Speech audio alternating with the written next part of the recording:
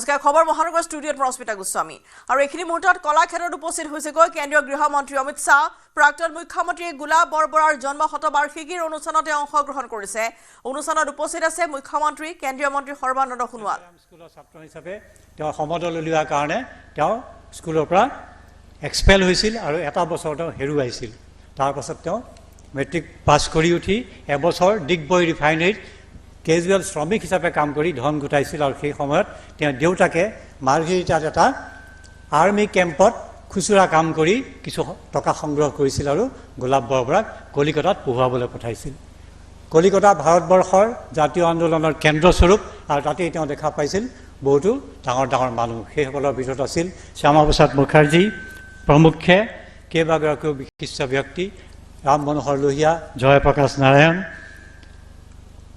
SM Joshi সৌমেন্দ্ৰনাথ ঠাকুৰ এনেধৰণে আৰু বহু সময়ত এনেকুৱা ঘটনা ঘটিছিল যে তেওঁ শ্ৰেণী বাদ দি শ্ৰেণীকোঠাৰ পৰা ঢপলিয়াই গৈছিল সেই মহান ব্যক্তিসকলৰ বক্তৃতা শুনিবৰ কাৰণে ভাৰত স্বাধীন হ'ল তেওঁৰ পাৰ্টিশ্যনৰ সেই ভয়াৱহ দিনৰ মাজেদি অসমলৈ উভতি আহিল কিন্তু দেখা পালে সেই স্বাধীনতাই অসমৰ মানুহৰ বা ভাৰতৰ মানুহৰ প্ৰকৃত স্বাধীনতা আনি দিব পৰা নাই কিছুদিন তেওঁ শিক্ষকতা চাকৰি কৰি তেওঁ জপিয়াই পৰিল শ্ৰমিক আন্দোলনত জপিয়াই পৰিল মানুহৰ অধিকাৰৰ আন্দোলনত ডিগবৈ ৰিফাইনাৰীত আৰু বিশেষকৈ চাহ বাগিচাৰ বনুৱাসকলৰ দুৰ্গতি দেখি তেওঁ দৃঢ় প্ৰতিজ্ঞ হৈছিল যে এই মানুহখিনিৰ কাৰণে যদি মই কাম কৰোঁ তেতিয়াহ'লে মই দ্বিতীয়বাৰৰ কাৰণে এই মানুহৰ স্বাধীনতা ঘূৰাই আনিব পাৰিম তেওঁ জড়িত হৈ পৰিল সমাজবাদী পাৰ্টিত আৰু সেই সমাজবাদী পাৰ্টিত দুপদ উন্নতি কৰি তেওঁ সৰ্বভাৰতীয় জেনেৰেল ছেক্ৰেটাৰী পদত অধিষ্ঠিত হ'ব পাৰিছিল আৰু সেই সূত্ৰে তেওঁ জয়প্ৰকাশ নাৰায়ণ মধু দণ্ডাৱতী ৰাজনাৰায়ণ মধুলিমায়ে জৰ্জ ফাৰ্ণাণ্ডেজ আদিৰ পৰ্যায়ৰ সৰ্বভাৰতীয় নেতাৰ পৰ্যায়লৈকে উন্নীত হৈছিল 1958-59 চনত তেওঁ ডক্টৰ ৰাম মনোহৰ লোহিয়াৰ লগত সেই সময় সেই নেফালৈ তেওঁ নিষিদ্ধ আছিল তেওঁ কোনো পাৰ্মিশ্যন নোহোৱাকৈ তেওঁৰ সৈতে নেফালে যাত্ৰা কৰিছিল আৰু সেই অভিযানৰ অন্যতম উদ্দেশ্য আছিল যে নেফাৰ মানুহে ভাৰতবৰ্ষৰ অন্যান্য নাগৰিকৰ নিচিনাকৈ কেলেই পাৰ্লিয়ামেণ্টলৈ তেওঁলোকৰ প্ৰতিনিধি নিৰ্বাচিত কৰিব নোৱাৰে তেওঁলোকৰ স্বশাসনৰ কাৰণে তেওঁলোকে কিয় পঞ্চায়ত নিৰ্বাচন কৰিব নোৱাৰিব আৰু সেই আন্দোলনে সেই যাত্ৰাই ভাৰতবৰ্ষৰ সন্মুখত প্ৰথমবাৰৰ কাৰণে মুকলি কৰি দিলে এই তথ্য যে ভাৰতবৰ্ষত এনেকুৱা এখন প্ৰদেশ আছে এনেকুৱা এটা কেন্দ্ৰীয় শাসিত অঞ্চল আছে য'ত সাধাৰণ মানুহৰ কোনো নাগৰিকত্বৰ মূল্য নাছিল 20টা বছৰ ৰাজহুৱা মন্ত্ৰী অমিত শাহে বজালে নিৰ্বাচনী ৰণডংকা খানাপাৰাৰ পশু চিকিৎসা মহাবিদ্যালয়ৰ খেলপথাৰত NDA পঞ্চায়ত প্ৰতিনিধি সন্মিলনত সম্বোধন কৰিলে কেন্দ্ৰীয় গৃহমন্ত্ৰীগৰাকীয়ে আৰু এই সন্মিলনৰ জৰিয়তে কেন্দ্ৰীয় গৃহমন্ত্ৰীগৰাকী আৰম্ভ কৰিলে 2026ৰ বিধানসভা নিৰ্বাচনৰ প্ৰচাৰ খানাপাৰাত গৌৰৱ গগৈ প্ৰত্যাহ্বান জনালে অমিত শাহে যিমানে বিৰোধিতা কৰিবলৈ আছে কৰক কিন্তু বেদখলকাৰী কবলৰ পৰা 1 ইঞ্চি মাটি মুক্ত কৰা হ'ব বুলি হুংকাৰ দিলে কেন্দ্ৰীয় গৃহমন্ত্ৰীগৰাকী 1 ইঞ্চি মাটি মুক্ত কৰা হ'ব এয়া হুংকাৰ কেন্দ্ৰীয় গৃহমন্ত্ৰীৰ কংগ্ৰেছ চৰকাৰৰ দিনত দখল হৈছিল শংকৰদেৱ মাধৱদেৱৰ সত্ৰৰ ভূমি কিন্তু হিমন্ত বিশ্ব শৰ্মা চৰকাৰে বেদখল মুক্ত কৰিছে সত্ৰৰ ভূমি इस मन से कहना चाहता हूं गौरव जी जितना विरोध करना है करिए ये भाजपा सरकार है एक इंच जमीन को हम घुसपैठियों से खाली कराने का काम करेंगे और इस पर अधिकार हमारे युवाओं का है ये कांग्रेस के शासन में घुसपैठियों ने कब्जाई दी इसको भी खाली कराकर शंकर देव और माधव देव का सम्मान रिस्टोर कराने का काम किया है গুৱাহাটী মহানগৰীত পুনৰ উদ্ধাৰ কৰা হৈছে মৃতদেহ সানমাৰীত এটা এপাৰ্টমেণ্টত উদ্ধাৰ কৰা হ'ল ৰক্তাক্ত মৃতদেহ ৰোহিণী এপাৰ্টমেণ্টত উদ্ধাৰ কৰা হৈছে মৃতদেহটো মৃত লোকজনৰ নাম হৈছে বীৰেন তামুলী ঘটনাস্থলীত সানমাৰী আৰক্ষী উপস্থিত হৈ আৰম্ভ কৰিছে তদন্ত গুৱাহাটী মহানগৰ পুনৰ উদ্ধাৰ কৰা হৈছে এটা মৃতদেহ ৰক্তাক্ত মৃতদেহ এটা উদ্ধাৰ কৰালৈ চাই এই ব্যক্তিগৰাকী কোনো লোকে হত্যা কৰাৰ সন্দেহ কৰা হৈছে বীৰেন তামুলী বুলি চিনাক্ত হৈছে মৃত লোকজন ঘটনাস্থলীত সানমাৰী আৰক্ষী উপস্থিত হৈ তদন্ত আৰম্ভ কৰিছে মই দেখা পাইছোঁ কিমান সময়ত কেতিয়া ঘটনা এইটো 12:30 মানত দেখা পাইছোঁ আজি তাৰপিছত আপুনি ভিতৰলৈ গৈছিল নেকি ভিতৰত সোমাইছোঁ লকটো ময়ে খুলিছিলোঁ বুকুৰ ৰুমত এটা চাবি থাকে অল টাইম অফিচ ৰুমত তাৰ পৰা এইটো চাবি দি কিনে খুলিছোঁ বডি পূৰা পৰি আছে, পকাতে পৰি আছে, তলত পৰিছে। চিচাৰ এটা টেবুল আছে, টেবুলটো পূৰা ভাঙা, পূৰা ভাঙি আছে, মানে তেজ ওলাই আছে পূৰা।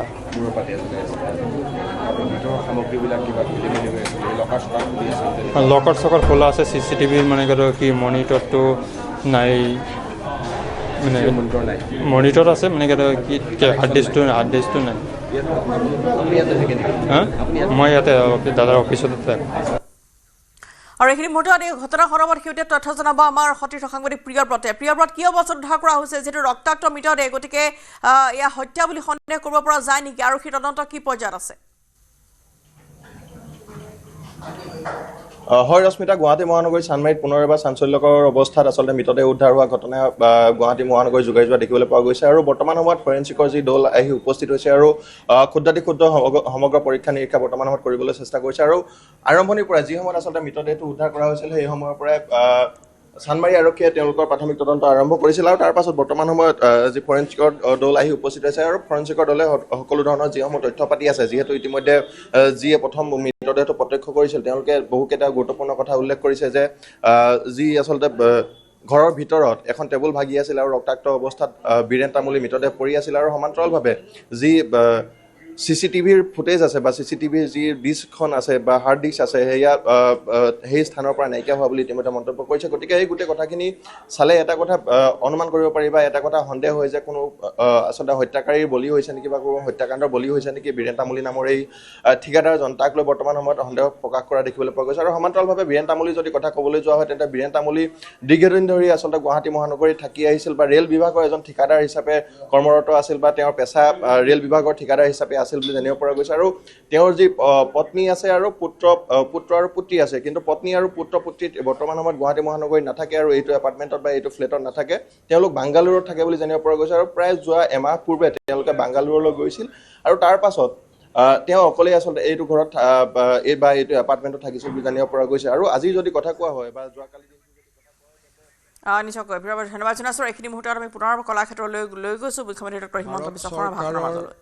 ৰাজ্য মন্ত্ৰী পবিত্ৰ মাৰ্ঘেৰিটা ডাঙৰীয়া, সন্মানীয় মন্ত্ৰী ৰঞ্জিত কুমাৰ দাস ডাঙৰীয়া, সন্মানীয় মন্ত্ৰী অতুল বৰা ডাঙৰীয়া, আজিৰ এই অনুষ্ঠানত বিশেষভাৱে উপস্থিত থাকি আমাক সকলোকে আশীৰ্বাদ কৰা পদ্মবিভূষণ শ্ৰী যতীন গোস্বামী ডাঙৰীয়া, প্ৰয়াত গোলাপ বৰবৰাৰ মুখ্যমন্ত্ৰীৰ কালত বিধায়কৰ গুৰু দায়িত্ব বহন কৰা পদ্মশ্ৰী অজয় দত্ত ডাঙৰীয়া, বিশিষ্ট সাংবাদিক নগালেণ্ড বিশ্ববিদ্যালয়ৰ আচাৰ্য ডক্টৰ সমুদ্ৰগুপ্ত কাশ্যপ ডাঙৰীয়া, গোলাপ বৰবৰাৰ সুযোগ্য পুত্ৰ শ্ৰী পংকজ বৰবৰাকে আদি কৰি তেখেতৰ পৰিয়ালৰ সদস্যাসকল, সন্মানীয় মন্ত্ৰীসকল, বিধায়কসকল, সাংসদসকল, উপস্থিত সুধীবৃন্দ, অসমৰ প্ৰাক্তন মুখ্যমন্ত্ৰী জনদৰদী নেতা প্ৰয়াত গোলাপ বৰবৰাদেৱৰ জন্ম শতবাৰ্ষিকী উদযাপনৰ এই ঐতিহাসিক দিনটোত মহান ৰাজনীতিবিদ আৰু অসমৰ সমাজ জীৱনৰ এগৰাকী উজ্জ্বল জ্যোতিষ্ক প্ৰয়াত গোলাপ বৰবৰাদেৱলৈ মই অসমবাসী ৰাইজৰ হৈ গভীৰ শ্ৰদ্ধা নিবেদন কৰিছোঁ। নিজৰ গৰিমাময় উপস্থিতিৰে আজিৰ অনুষ্ঠানৰ সৌষ্ঠৱ বৃদ্ধি কৰাৰ বাবে মই কেন্দ্ৰীয় গৃহমন্ত্ৰী শ্ৰী অমিত শ্বাহ ডাঙৰীয়াক আকৌ এবাৰ ধন্যবাদ জনাইছোঁ। এই অনুষ্ঠানত উপস্থিত সুধীজনৰ প্ৰতি মই অসম চৰকাৰৰ হৈ ধন্যবাদ আৰু কৃতজ্ঞতা জ্ঞাপন কৰিছোঁ। মাননীয় গৃহমন্ত্ৰী ডাঙৰীয়াৰ সহৃদয় উপস্থিতিয়ে কেৱল এই অনুষ্ঠানক গৌৰৱ উজ্জ্বল কৰাই নহয়, অসমৰ জনগণৰ সৈতে তেখেতৰ গভীৰ সম্পৰ্ক, স্নেহ আৰু সংহতিৰো প্ৰতিফলন ঘটাইছে। শ্ৰী অমিত শ্বাহ ডাঙৰীয়াৰ উপস্থিতি আমাৰ বাবে এক অনুপ্ৰেৰণাৰ উৎস, কাৰণ ই আমাক সোঁৱৰাই দিয়ে যে গোলাপ বৰবৰাৰ নামটো কেৱল অসমৰ সীমাৰ ভিতৰতে সীমাবদ্ধ নহয়, ভাৰতবৰ্ষৰ মূল্যবোধৰ ৰাজনীতি আৰু ৰাষ্ট্ৰৰ গণতান্ত্ৰিক প্ৰমূল্যবোধ ৰক্ষাৰ সংগ্ৰামৰ ইতিহাসতো শ্ৰী বৰবৰাদেৱৰ নাম স্বৰ্ণীল আখৰেৰে জিলিকি আছে। 1978 চনত অসমৰ প্ৰথম অকংগ্ৰেছী মুখ্যমন্ত্ৰী হিচাপে শ্ৰী গোলাপ বৰবৰাদেৱৰ উত্থানে অসমৰ ৰাজনৈতিক ভাগ্য সলনি কৰি এক যুগান্তকাৰী পৰিৱৰ্তনৰ সূচনা কৰিছিল। সততা, নৈতিকতা আৰু আপোচবিহীন সাহসৰ জৰিয়তে তেখেতে প্ৰতিষ্ঠা কৰিছিল এক নতুন ৰাজনৈতিক চিন্তাধাৰা, য'ত ক্ষমতা মানে সুবিধা নহয়, পদ মানে স্বাৰ্থ নহয়, শাসন মানে শোষণ নহয়, নিস্বাৰ্থ জনসেৱা হ'ল য'ত ৰাজনীতিৰ সৰলতম পৰিভাষা। এখন শোষণহীন দুৰ্নীতিমুক্ত শ্ৰেণীহীন সমাজৰ সপোন দেখি সাধাৰণ মানুহৰ কল্যাণৰ বাবে সকলো ত্যাগ কৰিবলৈ প্ৰস্তুত থকা, নিজৰ আদৰ্শৰ পৰা সামান্য বিচ্যুত নোহোৱা নিভাজ দেশপ্ৰেমিক ৰাজনীতিক গোলাপ বৰবৰাদেৱৰ শতবাৰ্ষিকী উদযাপন হৈছে আমাৰ বাবে সেই নমস্য আদৰ্শক স্মৰণ আৰু ধাৰণ কৰাৰ এক গৌৰৱময় অনুপ্ৰেৰণা।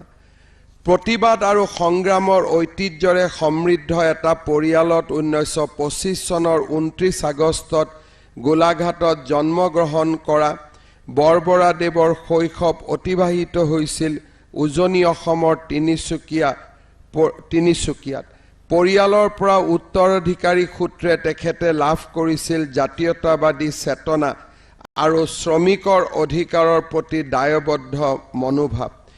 এই চেতনা আৰু আদৰ্শই তেখেতক অন্যায়ৰ বিৰুদ্ধে আপোচহীন এক অদম্য সত্তা হিচাপে গঢ়ি তুলিছিল।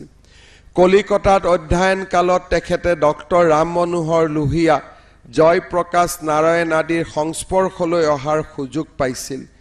এই মহান সমাজবাদী নেতাসকলৰ সম্পৰ্কলৈ আহি তেখেতে ব্যক্তিত্বত আপোচবিহীন সততাৰ মনোভাৱ, স্বজন তোষণ সুবিধাভোগৰ বিৰুদ্ধে থিয় দিয়াৰ অদম্য সাহস গঢ় লৈ উঠিছিল। 1950 চনৰ গোলাঘাটৰ বিখ্যাত ঘিলাধাৰী ছ'চিয়েলিষ্ট কৃষক সত্যাগ্ৰহ আন্দোলনত অসমৰ অন্যান্য ছ'চিয়েলিষ্ট নেতাসকলৰ লগতে গোলাপ বৰবৰা ডাঙৰীয়ায়ো সক্ৰিয় অংশগ্ৰহণ কৰিছিল। তাৰ উপৰি অসমত অসমীয়া ভাষাৰ দাবীত হোৱা আন্দোলনতো তেখেতে কাৰাবাস খাটিছিল। 1957 চনৰ 18 আগষ্টত প্ৰথম তেল শোধনাগাৰ সত্যাগ্ৰহতো তেখেতে সত্যাগ্ৰাহীৰ প্ৰথম দলটোক নেতৃত্ব দি গ্ৰেপ্তাৰ বৰণ কৰিছিল আৰু 6 মাহৰ বাবে কাৰাবাস খাটিছিল। ৰেল ডিভিজন আন্দোলন, ডিগবৈ তেল আৰু কয়লা ৰেল বীমা আদি ৰাষ্ট্ৰীয়কৰণৰ দাবী আদিৰ আন্দোলনতো শ্ৰী বৰবৰাৰ অন্যতম সক্ৰিয় আন্দোলনকাৰী আছিল। 1974 চনৰ মে' মাহত দেশজুৰি হোৱা ৰেল ধৰ্মঘটত উজনি অসম খণ্ডত ৰেল শ্ৰমিকক নেতৃত্ব দিয়াৰ কাৰণে বৰবৰাদেৱে প্ৰথম সাধাৰণ বন্দী হিচাপে আৰু পিছলৈ মিছা আইনৰ অধীনত আটক কৰি 2 মাহ ডিব্ৰুগড়ত কাৰাগাৰত ৰখা হৈছিল। ভাৰতবৰ্ষৰ প্ৰধানমন্ত্ৰী ইন্দিৰা গান্ধীয়ে দেশত ঘোষণা কৰা জৰুৰীকালীন অৱস্থাৰ সময়ত দেশৰ সৰ্বস্তৰৰ প্ৰধান নেতাসকলৰ লগতে গোলাপ বৰবৰাকো বন্দী কৰি জেলত ৰখা হৈছিল। গোলাপ বৰবৰাক ডিব্ৰুগড় জিলা আৰক্ষী থানাৰ লকআপত কদৰ্যময় পৰিৱেশত ৰখা হৈছিল। এইদৰে অপৰিসীম শাস্তিৰ মাজত কাৰাগাৰত কটোৱা তেখেতৰ সেই 19টা মাহ অসমৰ যিকোনো বিৰোধী নেতাৰ ভিতৰত সৰ্বাধিক দীঘলীয়া আৰু ই গণতান্ত্ৰিক স্বাধীনতাৰ প্ৰতি তেওঁৰ অচল সংকল্পৰ প্ৰতীক হিচাপে ইতিহাসত অমৰ হৈ আছে। 1968 চনত সংযুক্ত ছ'চিয়েলিষ্ট পাৰ্টিৰ প্ৰাৰ্থী হিচাপে ৰাজ্যসভালৈ অসমৰ প্ৰথম বিৰোধী দলীয় সদস্য হিচাপে বৰবৰাদেৱ নিৰ্বাচিত হৈছিল। গোলাপ বৰবৰা অসমৰ প্ৰথম অকংগ্ৰেছী মুখ্যমন্ত্ৰী আছিল আৰু প্ৰথমগৰাকী অকংগ্ৰেছী ৰাজ্যসভাৰ সাংসদ আছিল। 6 বছৰ কাল ৰাজ্যসভাৰ সদস্যৰূপে বৰবৰাই সুখ্যাতিৰে দেশৰ উচ্চ সদনৰ কাৰ্যকাল চলাই এজন প্ৰতিভাৱান আৰু ছ'চিয়েলিষ্ট ৰাজনীতিজ্ঞ হিচাপে পৰিগণিত হৈছিল। গোলাঘাট জিলাৰ দয়াং অঞ্চলৰ ৰাইজৰ সমস্যা, অসম নাগালেণ্ডৰ সীমান্ত সমস্যা সমাধান কৰি দেশৰ উচ্চ সদনত আলোচনা কৰি অসমৰ ৰাইজৰ স্বাৰ্থত বক্তৃতা প্ৰদান কৰা বৰবৰাই আছিল প্ৰথমজন সাংসদ। গোলাপ বৰবৰা মুখ্যমন্ত্ৰী হোৱাৰ প্ৰাক মুহূৰ্তত দয়াং বনাঞ্চলত ৰাইজক উচ্ছেদ কৰা হৈছিল। গোলাপ বৰবৰা ডাঙৰীয়াই দয়াং বনাঞ্চলক বনাঞ্চলৰ পৰা মুক্ত কৰি কৃষক ৰাইজক সংস্থাপন দিয়াৰ সিদ্ধান্ত প্ৰথম চৰকাৰীভাৱে গ্ৰহণ কৰিছিল। 1978 চনৰ মাৰ্চ মাহত গোলাপ বৰবৰা মুখ্যমন্ত্ৰী পদত অধিষ্ঠিত হোৱাৰ লগতে লগে লগে অসমত কংগ্ৰেছ শাসনৰ ধাৰাবাহিকতা ভংগ হ'ল। দশক দশক জুৰি কংগ্ৰেছৰ শাসনত বিৰোধী কণ্ঠ অৱনমিত হৈ অহাৰ পিছত জনসাধাৰণে লাহে লাহে বিশ্বাস কৰিবলৈ ধৰিছিল যে ক্ষমতা কেৱল কংগ্ৰেছ দলৰে একচেটিয়া অধিকাৰ নহয়। এনে ধাৰণাৰ অসাৰতা প্ৰমাণ কৰি বৰবৰাদেৱে কংগ্ৰেছক একাধিপত্যৰ শৃংখল ভাঙি অসমবাসীক গণতন্ত্ৰৰ সোৱাদ দিছিল। তেখেতৰ চৰকাৰে প্ৰৱৰ্তন কৰা বিনামূলীয়া শিক্ষা কেৱল এক কল্যাণমূলক পদক্ষেপ নাছিল, ই আছিল এক স্পষ্ট ঘোষণা যে জ্ঞান প্ৰজ্ঞাৰ সাগৰত সাঁতুৰিবলৈ কৃষক শ্ৰমিকৰ সন্তানৰো অভিজাত পৰিয়ালৰ সন্তানৰ সমানেই অধিকাৰ আছে। দৰিদ্ৰ জনগণৰ বাবে চৰকাৰী চিকিৎসালয়ত চিকিৎসাক বিনামূলীয়া কৰা ঐতিহাসিক সিদ্ধান্তৰ ফলত স্বাস্থ্য সেৱা এটা বিশেষ শ্ৰেণীৰ সুবিধা নহয় সকলোৰে অধিকাৰ হৈ পৰিছিল। আন এক বৃহৎ সংস্কাৰমূলক পদক্ষেপ আছিল 10 বিঘা পৰ্যন্ত ভূমিৰ ৰাজহ বিলুপ্ত কৰাৰ সিদ্ধান্ত। তেখেতৰ চৰকাৰে ক্ষুদ্ৰ চাহ খেতিয়কসকলক উৎসাহিত কৰাৰ বাবেও সাহসী পদক্ষেপ গ্ৰহণ কৰিছিল। অসমৰ যুৱক যুৱতীসকলৰ দীৰ্ঘদিনীয়া দাবী পূৰণ কৰি চৰকাৰে বেংকিং সেৱা নিযুক্তি বোৰ্ড আৰু উত্তৰ পূব সীমান্ত ৰেলৱেৰ নিযুক্তি বোৰ্ডো তেখেতে অসমলৈ আনিবলৈ সক্ষম হৈছিল। তেখেতৰ অন্যতম উল্লেখযোগ্য সফলতা আছিল অসমৰ প্ৰথমটো ৰিজনেল পাছপোৰ্ট অফিচ স্থাপন কৰা। তেতিয়াৰ বৈদেশিক পৰিক্ৰমা মন্ত্ৰী শ্ৰী অটল বিহাৰী বাজপেয়ীদেৱৰ সহযোগত তেখেতে এই ৰিজনেল পাছপোৰ্ট অফিচ অসমত স্থাপন কৰিছিল। আজি আমি যিখন স্মৃতিগ্ৰন্থ উদ্বোধন কৰিছোঁ বা মাননীয় গৃহমন্ত্ৰী ডাঙৰীয়াই উদ্বোধন কৰিব, সেই স্মৃতিগ্ৰন্থখনত 18 মাহৰ খন্তেকীয়া কাৰ্যকালত তেখেতে কিমানখন কেবিনেট বৈঠক কৰিছিল, প্ৰত্যেকখন কেবিনেট বৈঠকৰ সিদ্ধান্ত জনগণৰ স্বাৰ্থৰ বাবে কিমান প্ৰয়োজনীয় আছিল তাক আমি আকৌ এবাৰ ৰোমন্থন কৰাৰ সুযোগ পাম। সমাজবাদ শ্ৰেণী সংগ্ৰামৰ পৰা ধাৰ কৰা ধাৰণাৰ ওপৰত প্ৰতিষ্ঠিত নাছিল, ই আছিল ত্যাগ আৰু সততাৰ জীৱন্ত প্ৰতীক। নিজৰ সমাজবাদী দৰ্শনক তেখেতে প্ৰায়ে ত্যাগৰ সমাজবাদ বুলি অভিহিত কৰিছিল।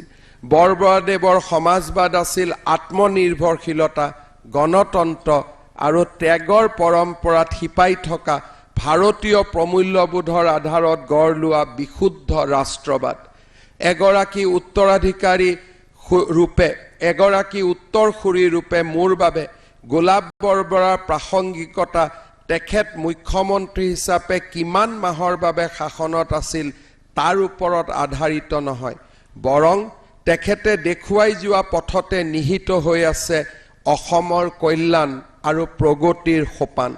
অসমৰ সেই সময়ৰ অস্থিৰ পৰিৱেশৰ মাজতো তেখেতৰ চৰকাৰে প্ৰমাণ কৰি দেখুৱাইছিল যে এখন কম সময়ৰ বাবে বৰ্তি থকা চৰকাৰেও অসাধাৰণ কাম কৰিব পাৰে। গোলাপ বৰবৰা ডাঙৰীয়াৰ জীৱনত কেইটামান বিশেষ দিশ আমি নিশ্চয় সদায় ৰোমন্থন কৰিম।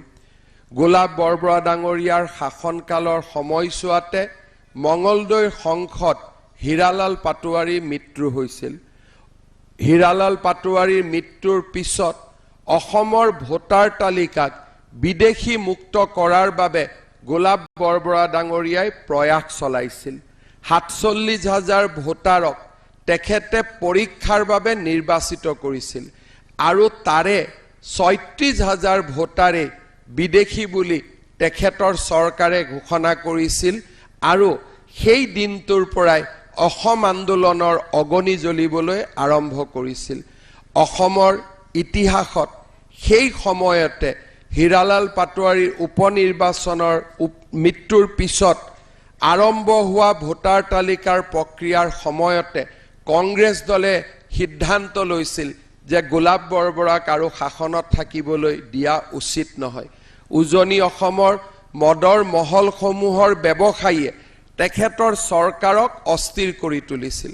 অসমৰ বন সম্পদ ৰক্ষাৰ বাবে প্লাইউড ফেক্টৰীসমূহ বন্ধ কৰি দিবলৈ তেখেতে সিদ্ধান্ত লৈছিল। এনেবোৰ সিদ্ধান্তই বহুজনক আঘাত কৰিছিল। সৰ্বসাধাৰণৰ বাবে এই সিদ্ধান্ত আছিল অতি সুদূৰ প্ৰসাৰী। অসমৰ ৰাজনীতি আৰু সমাজ জীৱনলৈ তেখেতে পৰ্বতসম অৱদান আগবঢ়াই গৈছিল। কিন্তু অসমৰ ইতিহাসে তেখেতক যিকোনো কাৰণতে যি পৰ্যায়ত ৰাখিব লাগিছিল সেই পৰ্যায়ত ধৰি ৰখা নাছিল।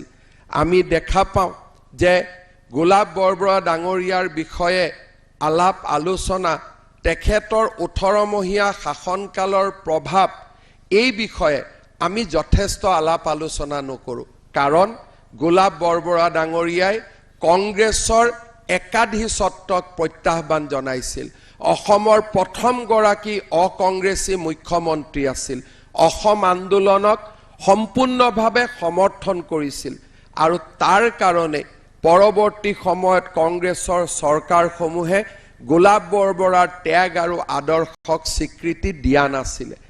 কেইদিনমান আগতে সৰুপথাৰ সমষ্টিত এখন বুদ্ধিষ্ট গাঁৱত ৰাতি থকাৰ মোৰ সৌভাগ্য হৈছিল।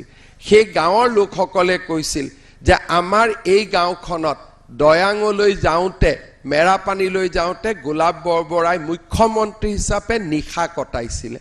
অসমৰ মুখ্যমন্ত্ৰী হিচাপে সেই সময়ত সৰুপথাৰ সমষ্টিৰ গাঁৱত গৈ নিশা কটোৱা এজন ব্যক্তি কি ত্যাগ আৰু সাহসৰ প্ৰতীক হ'ব পাৰে তাক আমি অনুভৱ কৰিব পাৰোঁ।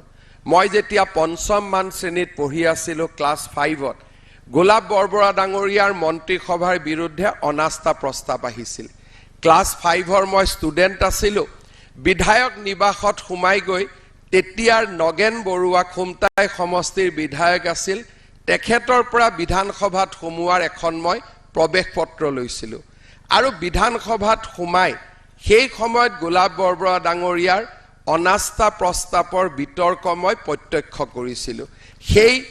সেই দিনাখন মই দেখা পাইছিলোঁ যে কি ধৰণে যিসকলে তেওঁক বিভিন্ন কাৰণত তেওঁক বিশ্বাসঘাতকতা কৰিছিল, তেওঁলোকে কেনেকৈ তলমূৰ কৰি বিধানসভাত সময় পাৰ কৰাইছিল আৰু তেখেতে বিধানসভাত পৰাজিত হৈছিল। পৰাজিত হোৱাৰ পিছতো কেতিয়াও তেখেতে আদৰ্শৰ পৰিৱৰ্তন কৰা নাছিল। শিলপুখুৰীত থকা জনতা দলৰ কাৰ্যালয়তে বহি সমাজবাদৰ বন্তি গছি তেখেতে জ্বলাই ৰখাৰ প্ৰচেষ্টা কৰিছিল। আজি অসম চৰকাৰে গোলাপ বৰবৰা ডাঙৰীয়াক শ্ৰদ্ধাৰে সোঁৱৰণ কৰিছে, কৃতজ্ঞ অসমবাসীয়ে সোঁৱৰণ কৰিছে। মই বিশ্বাস কৰোঁ গোলাপ বৰবৰা ডাঙৰীয়াৰ শাসনকালৰ ওপৰত, তেখেতৰ সমাজ জীৱনৰ বৰঙণিৰ ওপৰত আলাপ আলোচনা হ'ব লাগে। যিকেইগৰাকী মুখ্যমন্ত্ৰীৰ শাসনকালত অসমৰ বিস্তৰ ক্ষতি হৈছিল তেওঁলোকৰ বিষয়ে বহু আলাপ আলোচনা হৈছে, কিন্তু যিকেইগৰাকী মুখ্যমন্ত্ৰীৰ দিনত অসমৰ কল্যাণৰ আদৰ্শৰ বন্তি জ্বলিছিল তেওঁলোকৰ বিষয়ে আজিও আলোচনা হোৱা নাই। মই ভাবোঁ এই শতবাৰ্ষিকী অনুষ্ঠানে আমাৰ শৈক্ষিক আৰু বৌদ্ধিক জগতখনক গোলাপ বৰবৰাৰ বিষয়ে অধ্যয়ন কৰিবলৈ আকৌ এবাৰ বাধ্য কৰিব। গোলাপ বৰবৰা ডাঙৰীয়াৰ সোঁৱৰণত অসম চৰকাৰে আমাৰ state institute of rural development আমি তেখেতৰ নামত সমৰ্পণ কৰিছোঁ। অনাগত দিনত গোলাপ বৰবৰাৰ আদৰ্শ জীয়াই ৰখাৰ বাবে আমাৰ চৰকাৰে প্ৰচেষ্টা কৰিব। পুনৰ এবাৰ আজিৰ এই গুৰুত্বপূৰ্ণ অনুষ্ঠানত ভাৰতৰ গৃহমন্ত্ৰী অমিত শ্বাহ ডাঙৰীয়াই উপস্থিত থাকি আমাক যি প্ৰেৰণা আগবঢ়ালে তাৰ বাবে তেখেতক ধন্যবাদ জনাই মই মোৰ বক্তব্যৰ সামৰণি মাৰিছো। জয় হিন্দ, বন্দে মাতৰম। धन्यवाद महाशय। अब मैं भारत सरकार के माननीय गृह एवं सहकारिता मंत्री श्री अमित शाह जी से निवेदन करूंगी कि वे कृपया अपने कर कमलों से गुलाब बोरपुरा के जीवन वृत्त पर आधारित स्मारिका का विमोचन करें।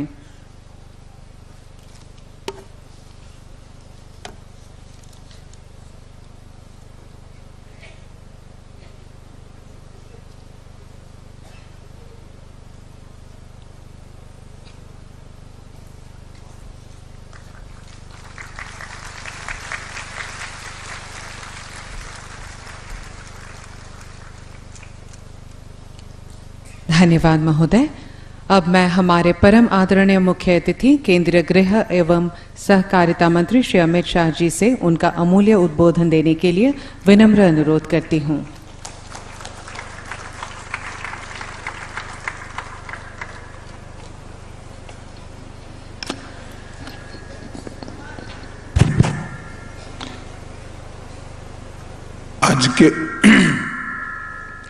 आज के कार्यक्रम में मंच पर उपस्थित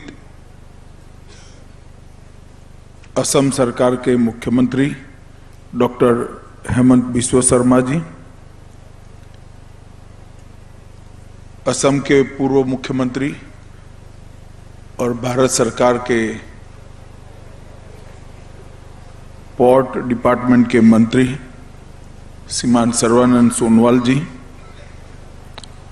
श्री पवित्रा मार्गारेटा जी, केंद्रीय विदेश राज्य मंत्री जी, श्री अतुल बोरा जी, असम सरकार के मंत्री और असम गण परिषद के अध्यक्ष श्री रंजीत कुमार दास,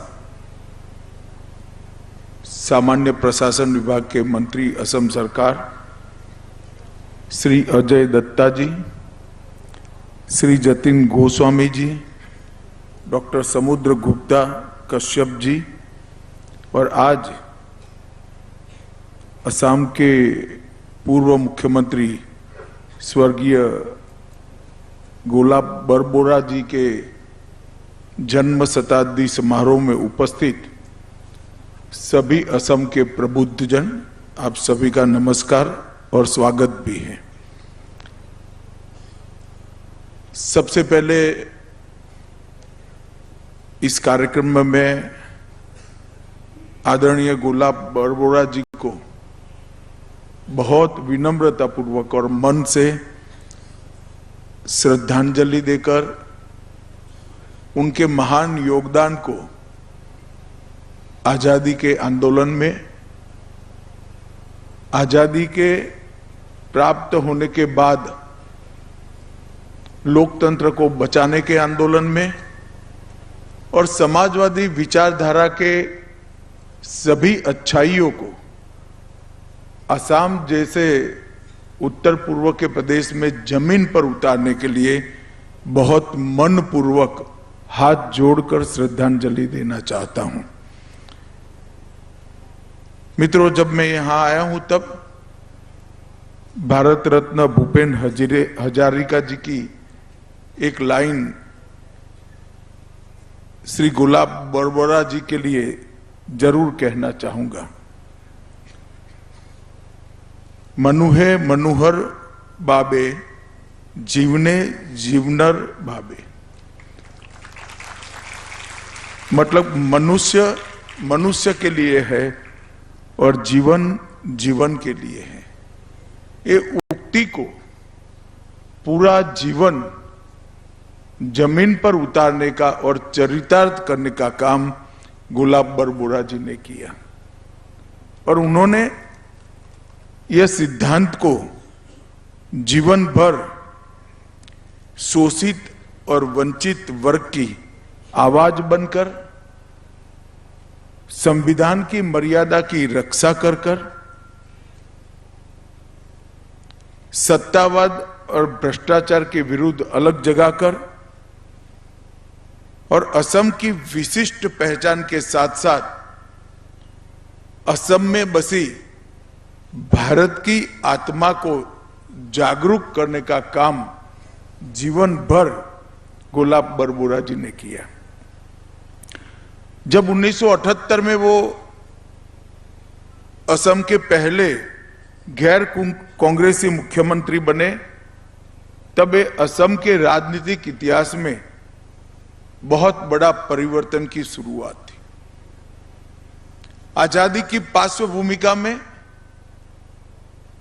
ढेर सारी गलतियां करने के बावजूद 78 तक यहां पर कोई गैर कांग्रेसी मुख्यमंत्री नहीं बना था और पहली ही बार गुलाब बरबुरा जी ने एक भले अल्पकालीन 17 ही महीने उनको मिले, परंतु कांग्रेस के बगैर के असम के पहले मुख्यमंत्री के रूप में एक अपनी अमिट छवि असम के सार्वजनिक जीवन में छोड़ी। 1965 में वो संयुक्त सोशलिस्ट पार्टी के राष्ट्रीय महासचिव चुने गए। 74 में उन्होंने ऐतिहासिक रेलवे स्ट्राइक में मजदूरों का नेतृत्व किया और इमरजेंसी के दौरान इंदिरा जी की सरमुखत्यारशाही मानसिकता का देश भर में सभी जगह विरोध हुआ, तब उन्होंने भी विरोध करने का काम किया। जयप्रकाश नारायण के नेतृत्व में जो आंदोलन चला, उसकी वो असम में आवाज बने और पहली बार असम से एक वार्ड से राज्यसभा में विपक्ष के सदस्य के रूप में चुनकर भी राज्यसभा में पहुंचे। मुझे अभी अभी हेमंत विश्व शर्मा जी बता रहे थे कि एक वार्ड निर्दलीय भूपेन हजारिका जी का था, जिन्होंने गुलाब बरबुरा जी को राज्यसभा में पहुंचाया। मैं तो हेमंत विश्व शर्मा जी को और भाजपा असम गण परिषद की सरकार को भी बहुत साधुवाद देना चाहता हूं, अभिनंदन करना चाहता हूं, क्योंकि जब से इंदिरा जी ने इस देश की कमान संभाली, अपने परिवार के अलावे किसी भी व्यक्ति के योगदान को ना देश में मंच मिला, ना सम्मान मिला। इंदिरा जी जब से देश की प्रधानमंत्री बनी, तब से देश में जितनी भी योजनाएं आई, जितने भी स्मारक बने, जितनी भी शताब्दियां, 1.5 शताब्दियां मनाई गई, या तो जवाहरलाल नेहरू जी की थी, या तो इंदिरा जी की स्वयं की थी, या बाद में राजीव जी की आई, और कभी कभार संजय जी के नाम से भी कई सारे कार्यक्रम हो गए। परंतु इतने बड़े विशाल देश के अंदर, अनेक संस्कृतियों को समाविष्ट करने वाले देश के अंदर भांति भांति के लोग, कई अनजान लोगों ने कई क्षेत्रों में देश को आगे बढ़ाने के लिए, देश को नई ऊंचाइयां देने के लिए योगदान किया। न उनका सम्मान हुआ, न मंच मिला। एक प्रकार से हमारा सार्वजनिक जीवन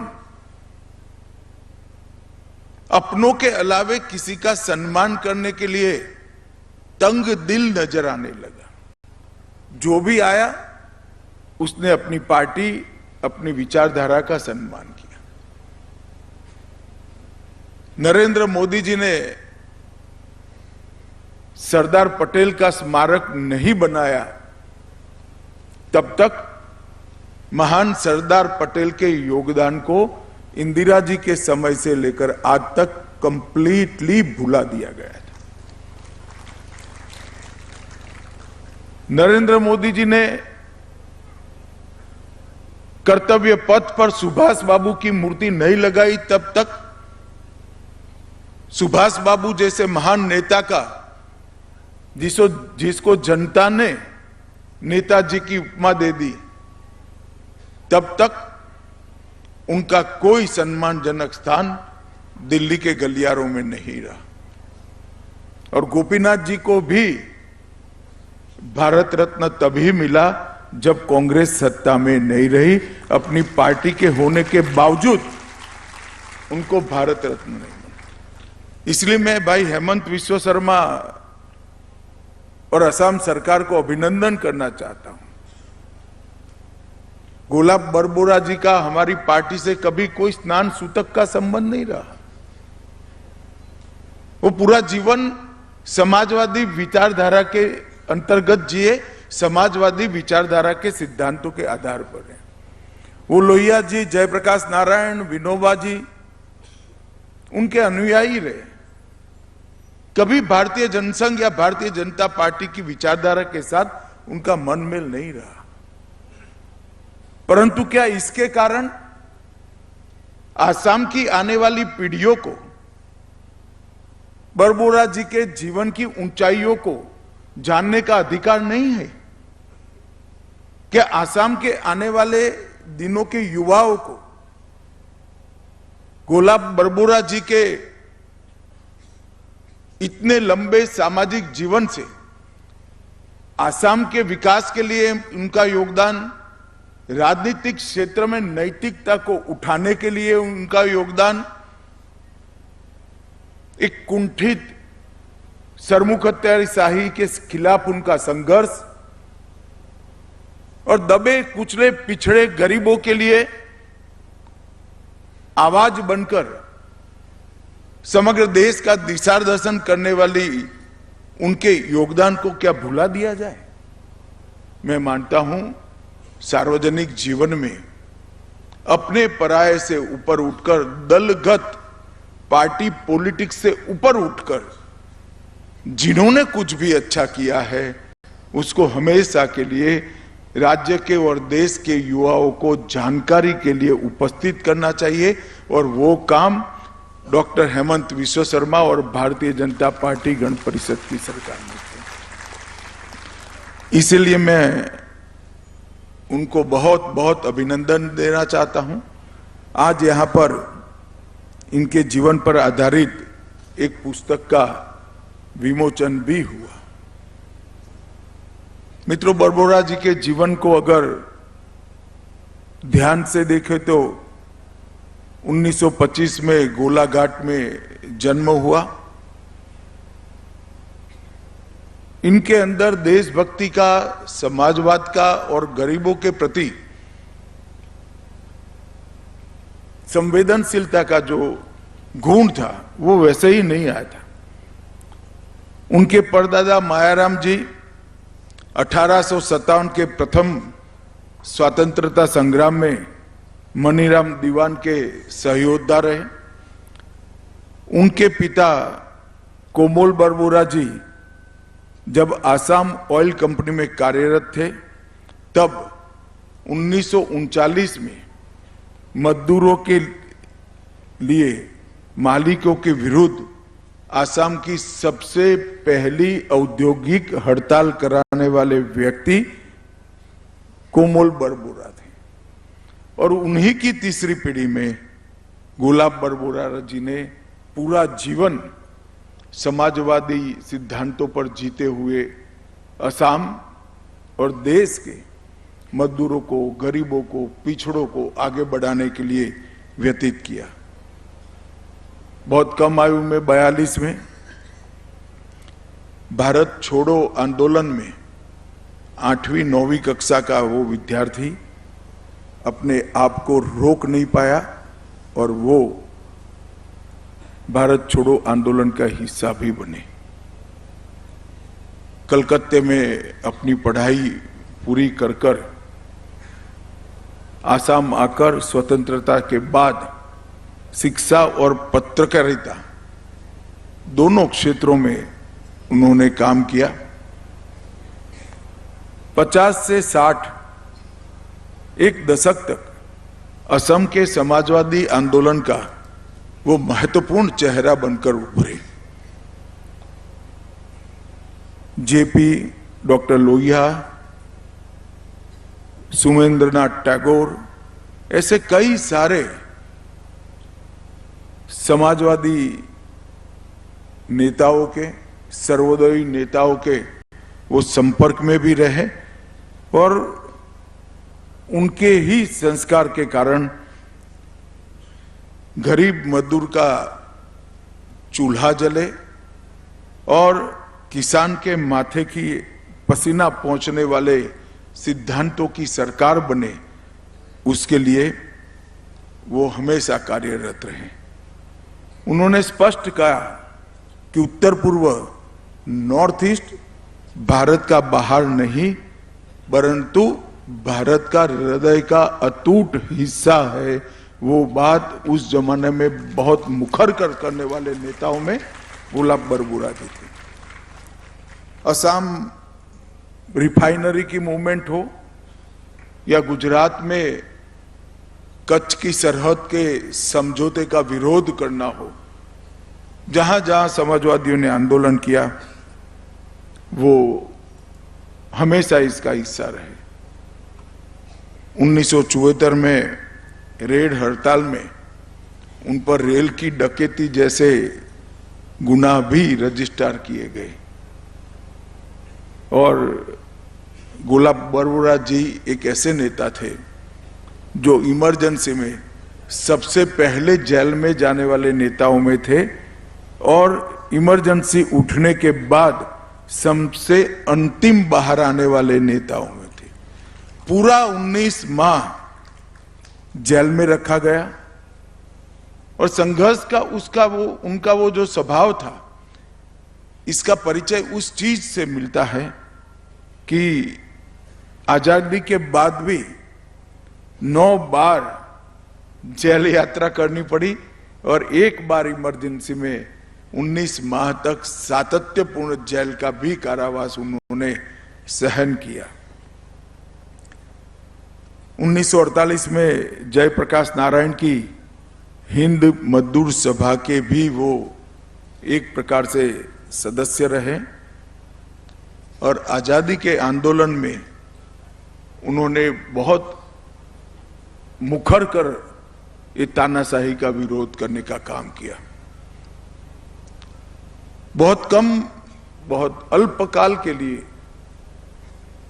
वो आसाम के पहले गैर कांग्रेसी मुख्यमंत्री बने, मगर वो अल्पकाल में कुछ उन्होंने निर्णय करे, वो सालों सालों तक आसाम की जनता को याद रहेंगे।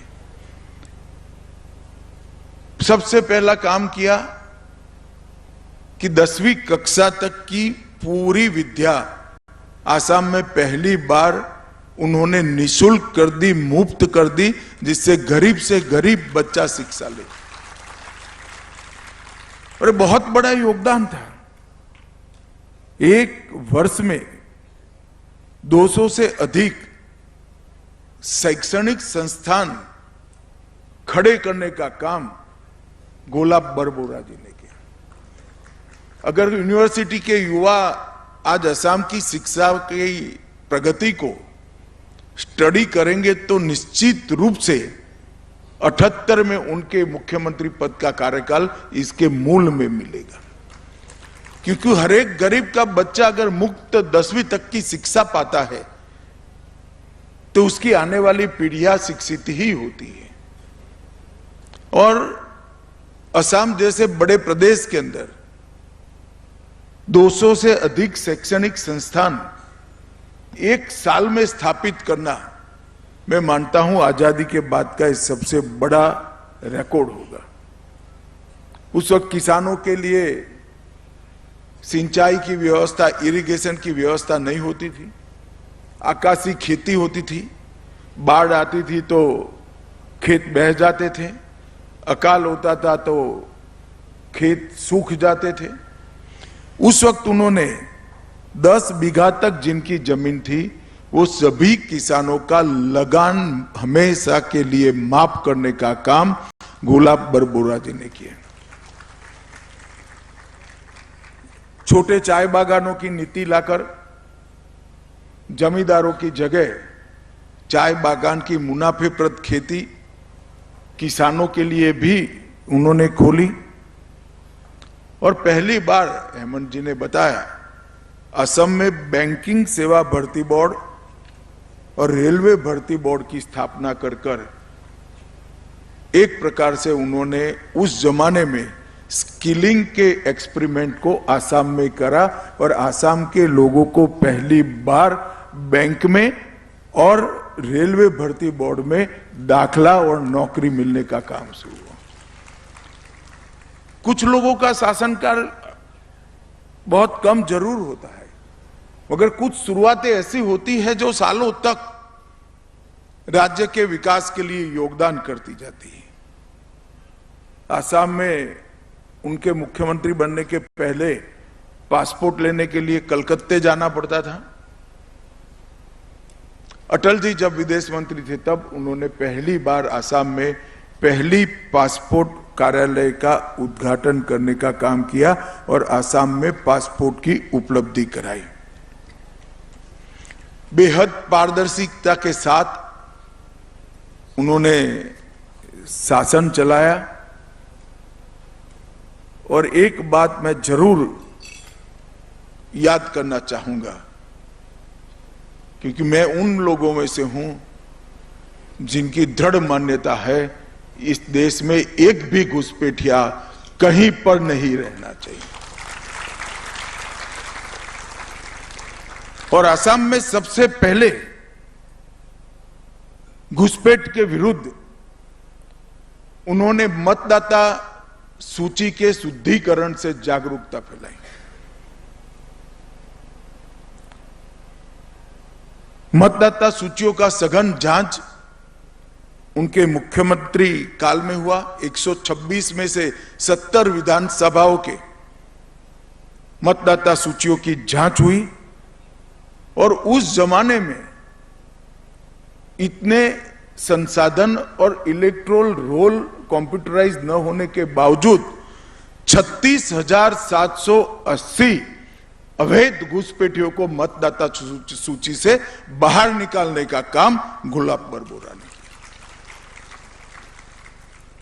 और अगर कोई असम आंदोलन की नींव ढूंढेगा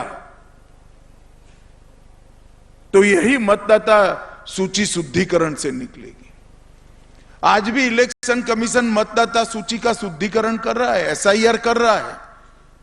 कुछ पार्टियां इसके विरुद्ध घुसपैठिया बचाओ यात्रा लेकर निकली। मैं असम के युवाओं को आज पूछना चाहता हूं, किसी भी देश की मतदाता सूची देश के लोकतंत्र का हृदय होती है। मतदाता सूची में विदेशी नागरिकों को स्थान मिलना चाहिए। इतने सारे प्रबुद्ध जन बैठे हैं, मुझे कहे कि मतदाता सूची में विदेशी नागरिकों को स्थान मिलना चाहिए क्या? वो अभियान 78 में बरबोरा जी ने उठाया था और राजनैतिक अधपतन समाज जीवन में इतना हुआ है कि अपनी वोट बैंक को मजबूत करने के लिए येन केन प्रकार सत्ता प्राप्ति के लिए मतदाता सूची में से घुसपैठियों को निकालने का विरोध हो रहा है। आज शायद गुलाब बरबोरा जी होते तो कितने भी विरोध होते, इसके खिलाफ रोड पर उतरकर इसका विरोध जरूर करते। और मैं तो आसाम सरकार को उसके कामों की बुरी बुरी प्रशंसा करना चाहता हूं, क्योंकि घुसपैठियों ने कब्जाई हुई 1,26,000 एकड़ भूमि असम सरकार ने मुक्त कराई। न केवल काजीरंगा का जंगल वन घुसपैठियों से मुक्त किया है, शंकरदेव और माधवदेव के सत्रों की हजारों एकड़ भूमि घुसपैठिया हड़प कर गए थे, उसको भी मुक्त कराया। और 15 अगस्त 2025 को नरेंद्र मोदी जी ने गुलाब बरबोरा के सिद्धांत पर ही एक high power demography changes mission बनाने की घोषणा की है। ये हाई पावर डेमोग्राफी चेंज का स्टडी करने के लिए जो मिशन बनेगा वो देश भर में जो जनसांख्यिकी का बदलाव हुआ है उसका स्टडी भी करेगा और घुसपैठियों को चिन्हित करने का काम भी करेगा। वर्तमान असम सरकार ने घुसपैठिया विरुद्ध जो कार्यवाही की है वो बहुत अभिनंदन योग्य है। मैं सिर्फ 5 जिलों का नाम पढ़ना चाहता हूं। सोनीतपुर में 39,500 बीघा जमीन अवैध कब्जे से मुक्त हुई। दर्रांग में 17,095 बीघा जमीन अवैध घुसपैठियों से मुक्त कराई। लखीमपुर में 13,438 बीघा जमीन मुक्त कराई। होजाई में 10,749 बीघा जमीन और घोलपाड़ा में 8,280 बीघा जमीन और पूरे असम में 1,26,000 एकड़ जमीन घुसपैठियों से मुक्त कराने का काम। ये बहुत बड़ी उपलब्धि है। असम में पहली बार जब हम चुनाव लड़ने के लिए उतरे तब हमने असम की जनता को एक वादा किया है। 10 साल हो गए हम पूरा नहीं कर पाए हैं, मगर मैं असम के युवाओं को आज भी ये वादा करना चाहता हूं कि असम को और पूरे देश को घुसपैठिया मुक्त कराने का हमारा संकल्प है और वो हम पूरा करके रहेंगे। और इसके लिए उचित समय गुलाब बरबोरा जी के शताब्दी वर्ष से अलग नहीं हो सकता। और संयोग देखिए, इसी वर्ष में मोदी जी ने इस जनसांख्यिकी के बदलाव के स्टडी के लिए एक मिशन की स्थापना करने का निर्णय किया है। मुझे विश्वास है कि बहुत बड़ा कदम होगा देश को घुसपैठियों से मुक्त कराने के लिए। बरबोरा जी गरीबों और आम जनता की आवाज थे। लोकतंत्र के सबसे बड़े पैरोकार थे। पूर्वोत्तर को भारत और भारत की मुख्य धारा से जोड़ने के बहुत बड़े समर्थक थे। लोकतंत्रीकरण के उद्घोषक थे। हर स्तर पर जनता की भागीदारी सुनिश्चित करने के लिए उन्होंने काम किया और सत्ता के विकेंद्रीकरण को भी, जो हमारे संविधान की मूल भावना है सत्ता का विकेंद्रीकरण का, उसको भी उन्होंने अपने कार्यकाल में जमीन पर उतारा। आज वो महान स्वतंत्र सेनानी के जन्मशती के शुरुआत का कार्यक्रम है। हेमंत जी ने ग्रामीण विकास के लिए एक महत्वपूर्ण संस्थान का नामकरण भी गुलाब जी के नाम से किया है और पूरा साल हर तहसील, हर जिले में इनका जीवन, इनका काम और इनके विचारों का प्रचार प्रसार से निश्चित रूप से आसाम का भविष्य उज्जवल होगा, इसका मुझे विश्वास है। मंच पर और सभागार में जितने भी लोग हैं वो सभी को मैं अनुरोध करना चाहता हूं कि महान जीवन की कामों की प्रेरणा से ही आगे देश का भविष्य महान हो सकता है। हम सब इनके जीवन की अच्छाइयों से अनेक संदेश उन्होंने जो दिए हैं उसको अपने जीवन में उतारने का प्रयास करें। यही उनको सच्ची श्रद्धांजलि होगी। फिर से एक बार आसाम सरकार को अभिनंदित कर कर मेरी वाणी को मैं विराम देता हूं। वंदे मातरम। भारत माता की जय। আৰু অসমৰ প্ৰথমজন কংগ্ৰেছী মুখ্যমন্ত্ৰী আছিল গোলাব বৰবৰা আৰু তেওঁৰ আজি তেওঁক এনেদৰে স্মৰণ কৰা হৈছে কলাক্ষেত্ৰত। আৰু প্ৰাক্তন মুখ্যমন্ত্ৰী গোলাব বৰবৰাৰ জনশতবাৰ্ষিকী উপলক্ষে এখন ইতিমধ্যেই যি স্মৃতি গ্ৰন্থ উন্মোচন কৰা হৈছে আৰু তেওঁৰ লৈ শ্ৰদ্ধাঞ্জলি নিবেদন কৰা হৈছে।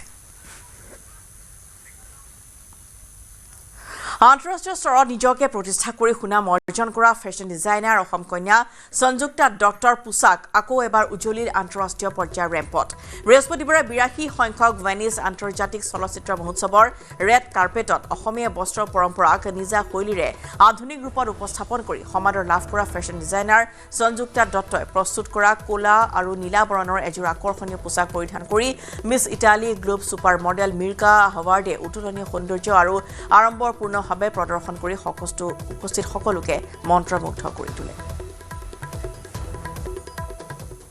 আৰু ইয়াৰ লগতে সামৰিছো খবৰ মহানগৰ নমস্কাৰ সৰ্বোত্তম টিএমটি লগা এইটো মাইথান ষ্টীল নহয় সস্তা হয় বছ